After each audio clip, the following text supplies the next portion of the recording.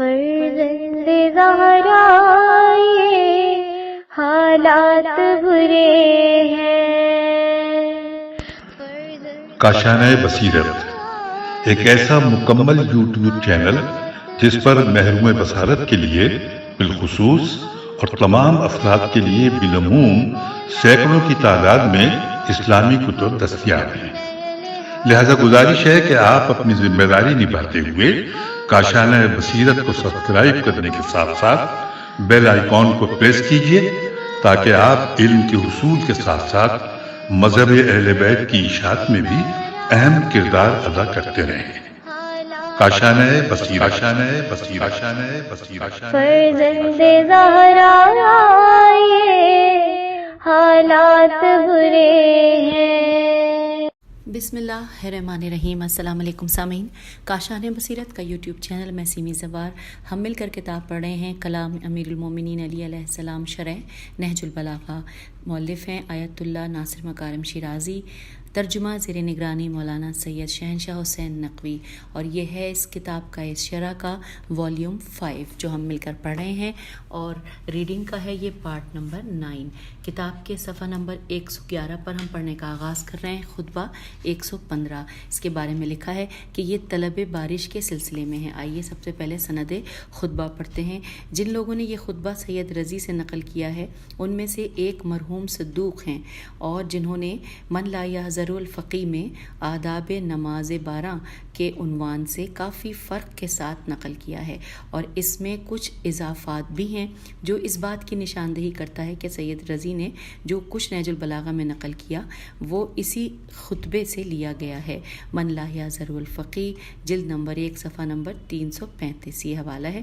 پھر لکھا ہے کہ مرحوم شیخ طوسی نے تہذیب جلد نمبر 2 صفحہ نمبر 151 پر نیز مصباح متحجد میں نماز استسقاء کے آداب میں اسے نقل کیا ہے اور جو نہج البلاغہ میں سید رضی کے نسخے سے کافی مختلف ہے. یہ اس بات کی غمازی کرتا ہے کہ شیخ طوسی کا موضوع بحث کچھ اور تھا.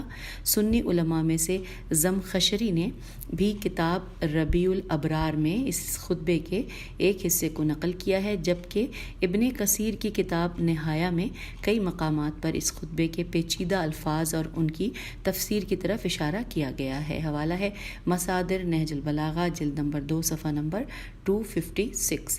اب آئیے خطبہ ایک نگاہ میں اس ہیڈنگ کے تحت تفصیلات جانتے ہیں. خطبے کے عنوان سے ہی یہ بات واضح ہے کہ آپ علیہ السلام کی حکومت کے دوران خشک سالی ہوئی تھی اور باران رحمت کے نزول کے لیے آپ علیہ السلام نے پروردگار کی بارگاہ میں یہ دعا فرمائی تھی. یہ خطبہ نہایت پرمغز اور بہت خوبصورت اور عمیق تعبیرات کا حامل ہے. خطبے کے شروع میں امام علیہ السلام خشک سالی کی وجہ سے پیدا ہونے والی مشکلات کو بیان فرماتے ہیں اور اسی ضمن میں اس بات کی طرف اشارہ فرماتے ہیں کہ اس طرح کے بہت سے حوادث اور آفات لوگوں کے گناہوں اور بدعمالیوں کی وجہ سے رونما ہوتی ہیں. پھر آپ علیہ السلام بارگاہ الہی میں ہاتھ اٹھا کر مختلف الفاظ میں اس قادر مطلق سے نزول بارش کے لیے دعا فرماتے ہیں. اس سلسلے میں امام علیہ السلام کی عبارات اس قدر مؤثر اور دلنشیں ہیں کہ انسان ایک معنویت بھری فضا میں کھو جاتا ہے. کیا ہی اچھا ہوگا کہ اگر اس خطبے کی عبارات سے بارش کے لیے پڑھی جانے والی نمازوں میں استفادہ ہو. اور اب آئیے ہم آگے ہیں صفحہ نمبر 112 پر. خطبے کو یہاں پر 2 حصوں میں تقسیم کیا گیا ہے. اس خطبے کو ہم اب سب سے پہلے اس کا پہلا حصہ پڑھیں گے. عربی کہاں سے کہاں تک ہے آپ کی سماعتوں کی نظر. اللہم قدن ساحت جبالنا یہاں سے سٹارٹ ہوا ہے اور ختم ہو رہا ہے قد ماتا و تردو بہی ما قد فاتا. اور ترجمہ ہم پڑھتے ہیں انورٹڈ کاما کہ خدایا ہمارے پہاڑوں کا سبزہ خشک ہو گیا ہے اور ہماری زمین پر خاک اڑ رہی ہے. ہمارے جانور پیاسے ہیں اور اپنی منزل کی تلاش میں سرگرداں ہیں اور اپنے بچوں کے حق میں اس طرح فریادی ہیں جیسے زن پسر مردہ. سب چراگاہوں کی طرف پھیرے لگانے اور تالابوں کی طرف والہانہ طور پر دوڑنے سے عاجز آ گئے ہیں۔ خدایا اب ان کی فریادی بکریوں اور اشتیاق آمیز پکارنے والی اونٹنیوں پر رحم فرما۔ خدایا ان کی راہوں میں پریشانی اور منزلوں پر چیخ و پکار پر رحم فرما۔ خدایا ہم اس وقت گھر سے نکل کر آئے ہیں جب قحط سالی کے مارے ہوئے لاغر اونٹ ہماری طرف پلٹ پڑے ہیں اور جن سے کرم کی امید تھی وہ بادل آ کر چلے گئے۔ اب درد کے ماروں کا تو ہی آسرا ہے اور التجا کرنے والوں کا تو ہی سہارا ہے۔ ہم اس وقت دعا کر رہے ہیں جب لوگ مایوس ہو چکے ہیں، بادلوں کے خیر کو روک دیا گیا ہے اور جانور ہلاک ہو رہے ہیں، تو خدایا ہمارے اعمال کی بنا پر ہمارا مواخذہ نہ کرنا اور ہمیں ہمارے گناہوں کی گرفت میں مت لینا، اپنے دامن رحمت کو ہمارے اوپر پھیلا دے۔ برسنے والے بادل، موسلا دھار برسات اور حسین سبزے کے ذریعے ایسی برساتیں جن سے مردہ زمینیں زندہ ہو جائیں اور گئی ہوئی بہاریں واپس آ جائیں۔ انورٹڈ کاما کلوز ہو گیا۔ صفحہ 113 پر آ گئے ہیں، شرح و تفسیر پڑھتے ہیں۔ ہیڈنگ ہے پروردگار اس خشک سالی میں ہماری تمام تر توجہ کا مرکز تو ہی ہے۔ اس ہیڈنگ میں تفصیلات یوں ہیں کہ امام علیہ السلام اس خطبے کے شروع میں خشک سالی کی وجہ سے لوگوں کو پیش آنے والی بحرانی کیفیات کو مختصر اور پرمغز عبارات کے ساتھ بیان فرماتے ہیں۔ آپ علیہ السلام شروع کے 6 جملوں میں یوں ارشاد فرماتے ہیں کہ خدایا ہمارے پہاڑ خشک ہو چکے ہیں، زمین پر خاک اڑ رہی ہے، جانور پیاسے ہیں، اپنی منزل کی تلاش میں سرگرداں ہیں اور اپنے بچوں کے حق میں اس طرح فریادی ہیں جیسے زن پسر مردہ۔ سب چراگاہوں کی طرف پھیرے لگاتے اور تالابوں کی طرف والہانہ طور پر دوڑنے سے عاجز آ گئے ہیں۔ Inverted comma close. امام علیہ السلام نے اس زمانے کی خشک سالی کو تفصیل سے بیان کرتے ہوئے فصاحت و بلاغت سے مزین جملے استعمال فرمائے ہیں اور پہاڑوں، زمینوں، بلندیوں، چراگاہوں اور حیوانات کی حالت زار کی مکمل منظر کشی کی ہے، اور پھر اس کے بعد دست مبارک کو بارگاہ احدیت میں بلند کر کے مولا فرماتے ہیں انورٹڈ کاما کے خداوندہ بھیڑ بکریوں کے نالہ و فریاد اور اونٹنیوں کی دل دہلانے والی بلبلاہٹ پر رحم فرما خدایا ان کی راہوں میں پریشانی اور ان کی منزلوں پر چیخ و پکار پر رحم فرما۔ خدایا ہم اس وقت تیری طرف نکل آئے ہیں جب قحط سالی کے مارے ہوئے لاغر اونٹ ہماری طرف پلٹ پڑے ہیں اور جن سے کرم کی امید تھی وہ بادل آ کر چلے گئے ہیں۔ Inverted comma close. ہم پیج 114 پر آ گئے ہیں۔ لکھا ہے اس دعا میں استعمال ہونے والی دوبارہ سے پڑھتے ہیں۔ اس دعا میں استعمال ہونے والی امام علیہ السلام کی نہایت دقیق اور نپی تلی تعبیرات ایک طرف تو خود آپ علیہ السلام کے اور لوگوں کے سوز و گداز کو بیان کرتی ہیں اور دوسری طرف قحط سالی کے حادثے کی مکمل منظر کشی کرتی ہیں، کیونکہ ہدابیر جو کہ ہدبار کی جمع ہے اس اونٹ کے لیے استعمال ہوتا ہے کہ جو زیادہ چلنے یا بھوک کی شدت سے اس قدر کمزور ہو چکا ہوتا ہے کہ اس کے کوہان کی ہڈی نمایاں ہو گئی ہو اور اس کا گوشت ختم ہوا ہو۔ امام علیہ السلام نے اس خوبصورت تعبیر کے ذریعے پے در پے ہونے والی خشک سالی کو ایسے اونٹ سے تشبیہ دی ہے جس کا منظر یقیناً اندوہناک اور اس پر سوار ہونا بہت مشکل اور طاقت فرسا ہوگا۔ اس کے بعد لکھا ہے کہ انہو اور ہانہو کی تعبیر تو یہ دونوں بلبلانے اور شور مچانے والے جانوروں کے لیے استعمال ہوتے ہیں۔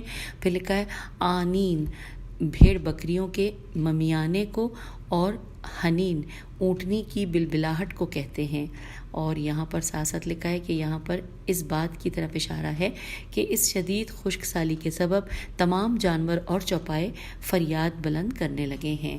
پیج 115۔ یہ بات قابل توجہ ہے کہ سرزمین عراق کا ایک اکثر حصہ 2 بڑے دریاؤں یعنی دجلہ و فرات کے درمیان واقع ہے جو خطے کے سب سے زیادہ پانی والے دریا ہیں۔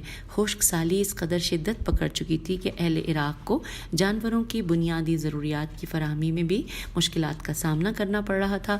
قرائن سے معلوم ہوتا ہے کہ امام علیہ السلام نے یہ خطبہ کوفے میں قیام کے دوران نماز استسقاء کے بعد ارشاد فرمایا، اور پھر اس کے بعد فرمایا انورٹڈ کاما کہ اب درد کے ماروں کا تو ہی آسرا ہے اور التجا کرنے والوں کا تو ہی سہارا ہے۔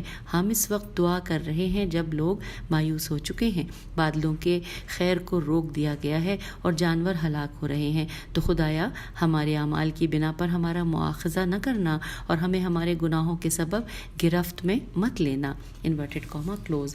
اس تعبیر سے واضح ہو جاتا ہے کہ بہت سی آفتیں، بلائیں اور تنگیاں لوگوں کے گناہوں کی وجہ سے وجود میں آتی ہیں، اور جب تک پروردگار عالم کے حضور توبہ و استغفار نہ کریں مشکلات کبھی حل نہ ہوں گی۔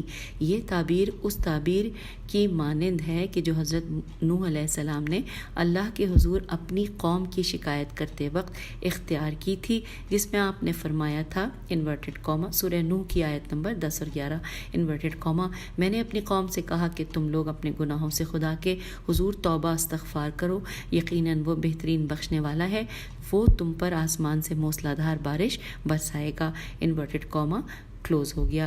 اسی طرح سورہ اعراف میں ارشاد ہوتا ہے انورٹڈ کاما کہ اگر ہم یہ پڑھتے ہوئے پیج 116 پہ آ گئے کہ اگر ان بستیوں کے رہنے والے ایمان لاتے اور پرہیزگار بنتے تو ہم ان پر آسمان و زمین کی برکتوں کے دروازوں کو کھول دیتے۔ انورٹڈ کاما کلوز ہو گیا۔ یہ ہم نے سورہ اعراف کی آیت نمبر 96 پڑھی۔ ترجمہ اس کا پڑھا، پھر لکھا ہے کہ اس کے بعد امام علیہ السلام اپنا اصل مقصد یوں بارگاہ الہی میں پیش کرتے ہیں انورٹڈ کاما کہ اپنے دامن رحمت کو ہمارے اوپر پھیلا دے، برسنے والے بادل، موسلادھار برسات اور حسین سبزے کے ذریعے ایسی برساتیں کہ جن سے مردہ زمینیں زندہ ہو جائیں اور گئی ہوئی بہاریں واپس آ جائیں۔ Inverted comma close. ان جملوں میں قحط اور خشک سالی میں گھرے ہوئے لوگوں کی خواہشوں کی مکمل ترجمانی ہوئی ہے۔ یہاں امام علیہ السلام چند چیزوں کا تذکرہ فرماتے ہیں، اور کہ پہلی چیز یہ ہے کہ بارش برسانے والے بادل، دوسری برکت بھری بہار اور خوبصورت ہرے بھرے درخت، تیسری آخر میں آپ علیہ السلام بارش کے نتیجے میں پیدا ہونے والی خوشحالی کی طرف اشارہ کرتے ہوئے فرماتے ہیں کہ ایسی بارش عطا فرما جو مردہ زمینوں کو زندہ کر دے اور جو کچھ تلف ہو چکا ہے اسے واپس لوٹائے۔ نہ صرف یہی سال پر برکت ہو بلکہ یہ قحط کے گزشتہ برسوں کی بھی تلافی کرے۔ انورٹڈ کاما کلوز ہو گیا۔ اور اب آئیے ہم آگے ہیں 117 پیج پر، اور اب اس خطبے یعنی کہ خطبہ نمبر 115 کا دوسرا حصہ پڑھتے ہیں۔ عربی کہاں سے کہاں تک ہے آپ کی سماعتوں کی نظر۔ اللہم سقیا من کا یہاں سے شروع ہو کے ختم ہو رہا ہے وہ انتل ولی الحمید۔ لکھا ہے، ترجمہ ہے کہ خدایا ایسی سیرابی عطا فرما کہ جو زندہ کرنے والی، سیراب بنانے والی، کامل و شامل، پاکیزہ و مبارک، خوشگوار و شاداب ہو، جس کی برکت سے نباتات پھلنے پھولنے لگیں، شاخیں بارآور ہو جائیں، پتے ہرے ہو جائیں، کمزور بندوں کو اٹھنے کا سہارا مل جائے، مردہ زمینوں کو زندگی عطا ہو جائے۔ خدایا ایسی سیرابی عطا فرما جس سے ٹیلے سبزہ پوش ہو جائیں، نہریں جاری ہو جائیں، آس پاس کے علاقے شاداب ہو جائیں، پھل نکلنے لگیں، جانور جی اٹھیں، دور دراز کے علاقے بھی تر ہو جائیں اور کھلے میدان بھی تیری اس وسیع برکت اور عظیم عطا سے مستفیض ہو جائیں جو تیری تباہ حال مخلوق اور آوارہ گرد جانوروں پر ہے۔ ہم پر ایسی بارش نازل فرما جو پانی سے شرابور کر دینے والی، موسلادھار مسلسل برسنے والی ہو، جس میں قطرات کو دھکیل رہے ہوں اور بوندیں بوندوں کو تیزی سے آگے بڑھا رہی ہوں، نہ اس کی بجلی دھوکہ دینے والی ہو اور نہ اس کے بادل پانی سے خالی ہوں، نہ اس کے صرف ابر کے سفید ٹکڑے بکھرے ہوں اور نہ صرف ٹھنڈے جھونکوں کی بوندا باندی ہو۔ ایسی بارش ہو کہ قحط کے مارے ہوئے اس کی سرسبزیوں سے خوشحال ہو جائیں اور خشک سالی کے شکار اس کی برکت سے جی اٹھیں، اس لیے کہ تو ہی مایوسی کے بعد پانی برسانے والا اور دامن رحمت کا پھیلانے والا ہے، اور تو ہی قابل حمد و ستائش، سرپرست و مددگار ہے۔ انورٹڈ کاما یہاں پر کلوز ہو گیا۔ ہم آ گئے ہیں پیج نمبر 118 پر، اور اب اس حصے کی شرح و تفسیر پڑھتے ہیں۔ اب لکھا ہے کہ ہیڈنگ ہے کہ پروردگارہ ہم پر ان خصوصیات کی حامل بارش برسا، یہ ہیڈنگ ہے۔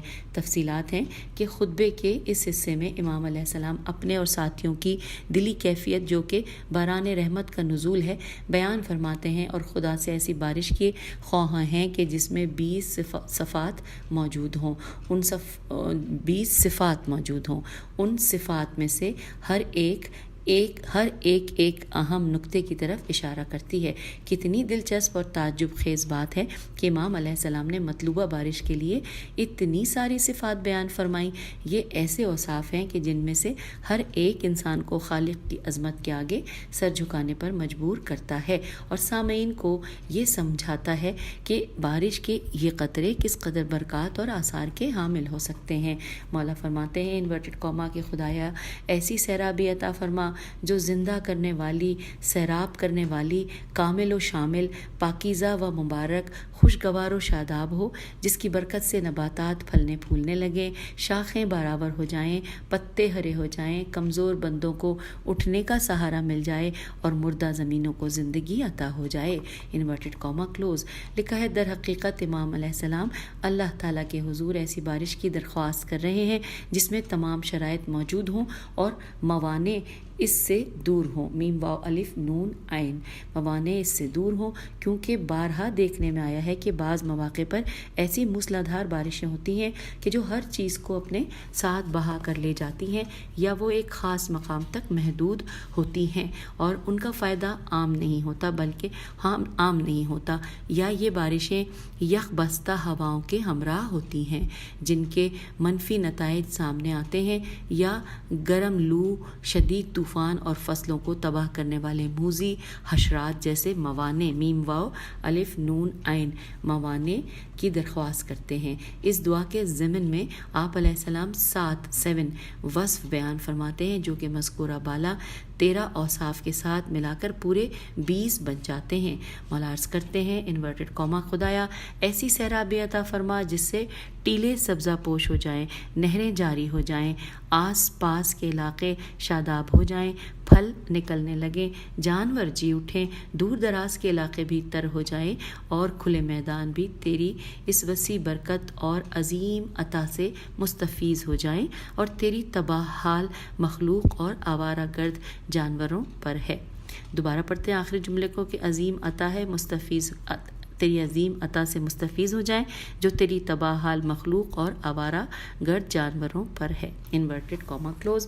امام علیہ السلام اس دعا میں اپنی فراخ دلی، وسعت نظری اور عمومی لطف و کرم کا مظاہرہ فرماتے ہیں، کیونکہ آپ علیہ السلام نے دور و نزدیک کے علاقوں کو بھی پیش نظر رکھا ہے، یہاں تک کہ چوپائے اور جنگل کے جانوروں کو بھی اپنی دعاؤں میں شامل فرمایا ہے۔ سامعین ہم پیج نمبر 120 پر آ گئے ہیں۔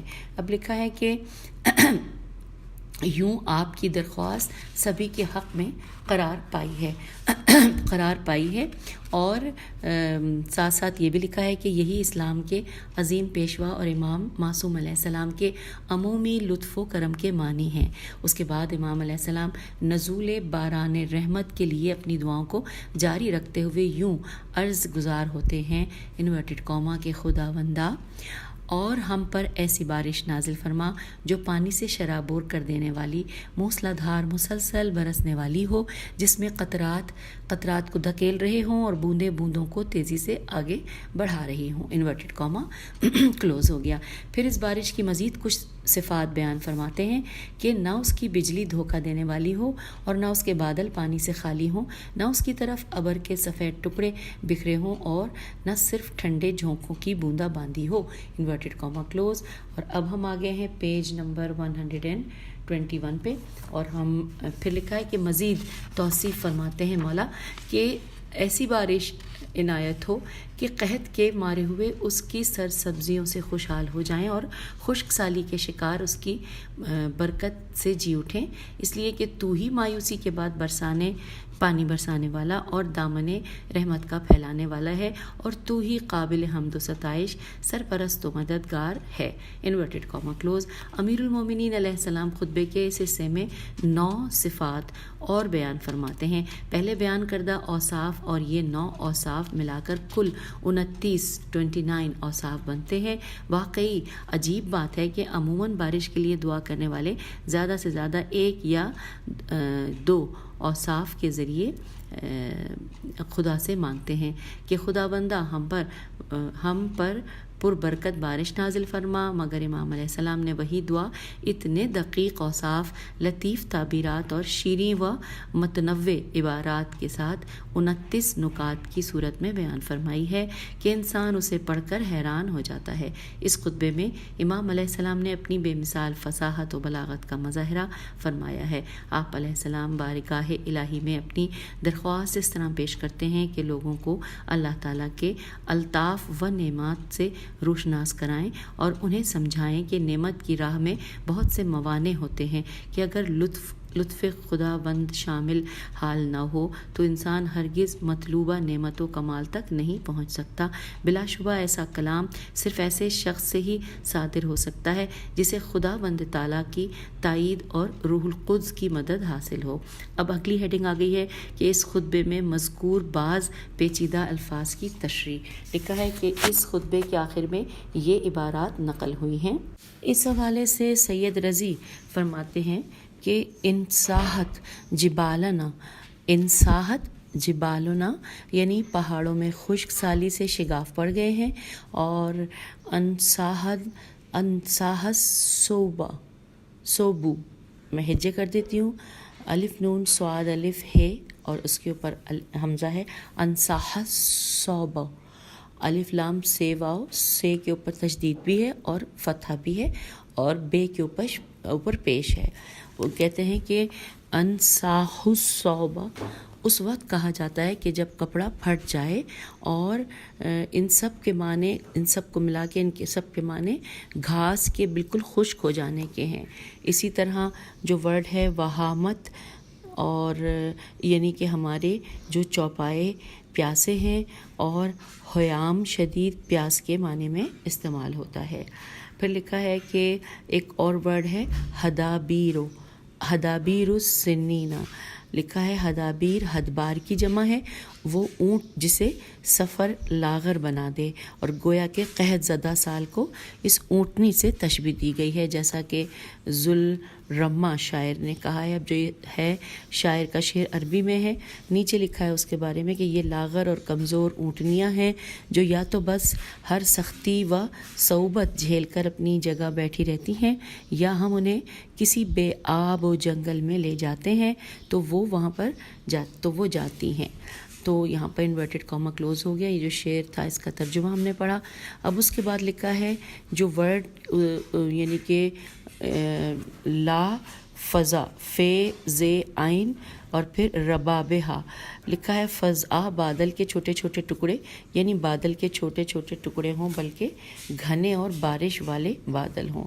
اس کے بعد اگلا ورڈ ہے لا شفان ذہابہا، اصل میں ذات شفان ہے، شفان ٹھنڈی ہوا کو کہتے ہیں اور ذہاب ہلکی ہلکی بوندا باندی کو کہتے ہیں۔ اس سے مراد یہ ہے کہ ٹھنڈی ٹھنڈی ہواؤں والی پھوار۔ یہاں لفظ ذات جس کے معنی والی ہوتے ہیں، واو الف لام چھوٹی والی ہوتے ہیں، حذف فرما دی ہے، ہے زالف حذف فرما دی ہے، اس لیے کہ سننے والا اسے خود سمجھ سکتا ہے۔ مجموعی طور پر اس جملے کے معنی یوں ہوں گے کہ خدا بندہ ہم پر ایسی سرد ہواؤں والی پھوار نہ بھیج جو ممکن ہے کہ بارش کے آثار کو ختم کر دے، بلکہ ہم پر بڑے بڑے قطروں والی موسلا دھار بارش برسا۔ اور اب اس کے بعد ہم پڑھنے آ گئے ہیں نکات۔ سب سے پہلے ہیڈنگ ہے نماز استسقاء، بریکٹ میں لکھا ہے کہ طلب بارش کی نماز. لکھا ہے نماز استسقاء اسلام کی دلچسپ دستورات میں سے ہے جسے تمام شیعہ سنی فقہا اور علماء نے اپنی فقہی کتب میں بیان فرمایا ہے. مکتب اہل بیت علیہم السلام کے منابع میم نون الف بے عین کے مطابق اس نماز کے آداب میں سے ایک یہ ہے کہ لوگ 3 دن تک روزہ رکھیں اور تیسرے دن سب روزے کی حالت میں ننگے پاؤں شہر سے باہر میدان میں نکل جائیں اور 2 رکعت نماز اس طرح ادا کریں کہ جیسے نماز عیدین پڑھی جاتی ہے.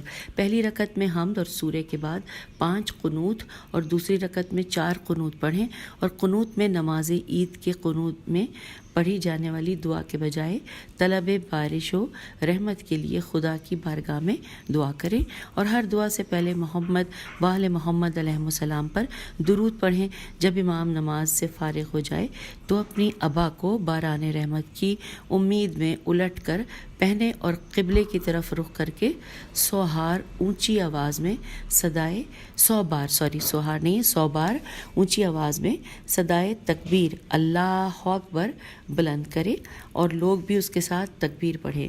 اس کے بعد اونچی آواز میں لا الہ الا اللہ پڑھیں. پھر لوگوں کی طرف رخ کر کے اونچی آواز میں الحمدللہ پڑھیں اور لوگ بھی ایسا ہی کریں. اس کے بعد امام لوگوں کے ساتھ اپنے ہاتھوں کو آسمان کی طرف اٹھا کر گڑ گڑاتے ہوئے یہ دعائیں مانگے اور پروردگار عالم سے رحمت طلب کریں اور لوگ اس دعا پر آمین کہیں. بعض روایات میں آیا ہے کہ سب ضعیف العمر مرد و عورت اور چھوٹے بچے یہاں تک کہ بھوکے پیاسے جانوروں کو بھی اپنے ساتھ میدان میں لے جائیں اور چھوٹے بچوں کو ان کی ماؤں سے الگ کریں تاکہ ان کے رونے سے سب کے دل نرم پڑ جائیں اور ان کی توجہ خدا کی طرف زیادہ ہو جائے. ہم پہنچ گئے ہیں پیج 124 پر. لکھا ہے اگر ان تمام دستورات پر عمل ممکن نہ ہو تو اپنے گناہوں سے توبہ کرتے ہوئے ہاتھوں کو آسمان کی طرف اٹھائیں. اجتماعی طور پر بارگاہ الہی میں دعا کریں. اس اجتماعی روش میں ایک عجیب اثر پایا جاتا ہے. واقعی ہر طرف حالت تضرع زواد رے عین اور گریہ وزاری کا سما پیدا ہوتا ہے. ایک ایسی حالت جس میں انسان خدائے مہربان کی ذات اقدس سے مربوط ہو جاتا ہے اور نزول رحمت کا سامان ہو جاتا ہے. اس کے علاوہ اس نماز میں انسانی نفوس کی تربیت، توبہ و استغفار اور نیکی کی طرف مائل ہونے کے حوالے سے بھی بہترین آثار پائے جاتے ہیں جو بعض اوقات بارش کے نزول سے بھی زیادہ برکات کے حامل ہوتے ہیں. اسلامی روایات میں آیا ہے کہ جب لوگوں نے حضور صلی اللہ علیہ وآلہ وسلم سے شدید خشک سالی کی شکایت کی تو آپ علیہ السلام نے بارش کے لیے نماز پڑھ کر دعا مانگی جس پر ایسی موسلادھار بارش برسی کہ لوگ زحمت میں پڑھنے لگے اور بارش کی بندش کا تقاضا کرنے لگے. اور اس کا حوالہ ہے شرح نہج البلاغہ ابن ابی الحدید جلد نمبر 7 صفحہ نمبر 272 اور بحار الانوار جلد نمبر 88 صفحہ نمبر 329. پھر لکھا ہے کہ قرائن اس بات کی نشاندہی کرتے ہیں کہ امیر المومنین علیہ السلام نے بھی مذکورہ بالا خطبے کو نماز کے بعد ارشاد فرمایا کیونکہ بعض روایات جن میں یہ خطبہ کامل طور پر نقل ہوا ہے ان میں جملہ اللہم انا خرجنا الیکا آیا ہے جو اس بات پر دلالت کرتا ہے کہ آپ علیہ السلام لوگوں کے ہمراہ میدان میں نکل آئے تھے اور ایسا معمولاً نماز استسقاء ہی کے لیے کیا جاتا ہے. بعض روایات میں ذکر ہوا ہے کہ حضرت علی علیہ السلام نے اس خطبے کے آخر میں گریہ فرمایا اور نہایت دل گداز الفاظ میں خداوند متعال سے بارش کے لیے درخواست کی. نماز استسقاء سے متعلق نہج البلاغہ کے خطبہ 143 میں بھی کچھ مطالب ذکر ہوں گے. اور اب ہیڈنگ آ گئی ہے کہ گناہ اور برکات کا اٹھ جانا. اس کو پڑھتے ہوئے ہم پیج 125 پہ آ رہے ہیں. لکھا ہے آفات و بلا کے فلسفے سے متعلق فلسفی، کلامی اور تفسیری کتب میں بہت ساری بحثیں ہوئی ہیں. قرآن مجید کی آیات سے بخوبی معلوم ہوتا ہے کہ انبیاء اللہ کی آمد کے ساتھ ساتھ خداوند عالم امتوں کے لیے مختلف مشکلات بھی فراہم کرتا تھا تاکہ انہیں بیدار کر دے. چنانچہ قرآن مجید میں ارشاد ہوتا ہے سورہ اعراف آیت 94 ترجمہ انورٹڈ کاما کے اور ہم نے کسی بستی میں کوئی نبی نہیں بھیجا مگر یہ کہ وہاں کے رہنے والوں کو کہنا نہ ماننے پر سختی اور مصیبت میں مبتلا کیا تاکہ وہ لوگ ہماری بارگاہ میں گڑ گڑائیں. یہ ہم نے سورہ اعراف کی آیت نمبر 94 کا ترجمہ پڑھا. یہ تعبیر اس بات کی غمازی کرتی ہے کہ یہ ایک عمومی اور دائمی قانون رہا ہے اور اس سے مقصود لوگوں کو انبیاء علیہ السلام کی دعوت قبول کرنے کے لیے تیار کرنا ہوتا تھا. مختلف اقوام کی تاریخ سے معلوم ہوتا ہے کہ بہت سے المناک حوادث لوگوں کی خداوند متعال کے احکام سے لاپرواہی کے نتیجے میں واقع ہوئے ہیں. کبھی یہ دردناک حوادث لوگوں کے گناہوں کے نتیجے میں وقوع پذیر ہوتے تھے کہ ان کی بھی غرض و مقصد لوگوں کو توبہ و استغفار اور اللہ تعالیٰ کی جانب متوجہ کرانا ہوتا تھا.